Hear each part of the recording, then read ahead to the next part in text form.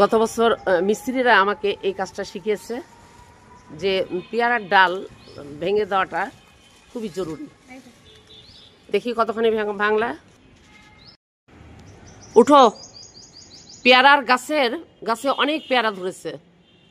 এই পেয়ারাগুলো যদি বাঁচাতে চাই আল্লাহর রহমতে, তাহলে প্রত্যেকটা পেয়ারা যেখানে যেখানে ধরেছে সে সমস্ত জায়গাগুলা ডাল ভেঙে দিতে হবে। ওই পাশে ভাঙছে খুশি, ভাঙো। আর যেখানে ডাল ধরেছে, যেমন এই যে এর আগাগুলা ভেঙে দাও। এই যে এখানে এটার আগাগুলা, খালি আগাগুলা মটকায় দাও একটু ওরা। আর যেখানে পেয়ারা যে ডাল খালি আছে সেসব ডালই ভেঙে ভেঙে দিবা।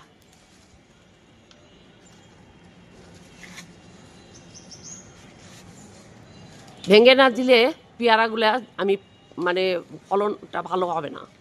যেমন এই যে এই ডালটা, এই ডালের মাথাটা পেয়ারা নাই, এখানে এটা ভেঙে দেওয়া দরকার। এটা মটাস করে ভেঙে দিব আমি। ভাঙা কোনো ব্যাপারই না, জাস্ট একটু ভেঙে দিলেই হলো। এই যে ভেঙে দিলাম। আর তার নিচের ডালেই পেয়ারা আসছে। তো ভালো পেয়ারার ফলন পেতে গেলে এই সমস্ত ব্যবস্থা নিতে হবে। আর খুশি উঠছে। খুশি কি পেয়ারা খাচ্ছ না ভাঙছো? কোনটা? পেয়ারার কুশি পাতা খাচ্ছ? ডায়াবেটিসের রুগীর জন্য পেয়ারার পাতাগুলো খুবই গুরুত্বপূর্ণ এবং ভালো। এই যে এখানেও ধরেছে, সমস্ত পেয়ারাগুলো বাঁচবে। প্রচুর ফলন আসছে পেয়ারার। শুধু ডাল ভাঙো তাড়াতাড়ি ভাঙো। যেগুলো এই যে তোমার মাথার উপর দেখো একটা ডাল, যে ডালগুলো খালি আছে, পেয়ারা আসেনি। পেয়ারা তো আপাতত আসবে না। আর এই ফুল ফুটে এটার অবস্থা শেষ। এখানে আর ডাল আসবে না, পেয়ারা আসবে না। যার ফলে হবে কি, এখানে যেগুলো ডাল খালি আছে সমস্ত ডালেরই মাথা ভেঙে দিতে হবে। মাথা যত ভাঙবা এর ফলন তত বেশি হবে। এটা আমি শিখেছি। আমার গত বছর মিস্ত্রিরা কাজ করছিল, এরা আমাকে শিখিয়েছে এই জিনিসটা।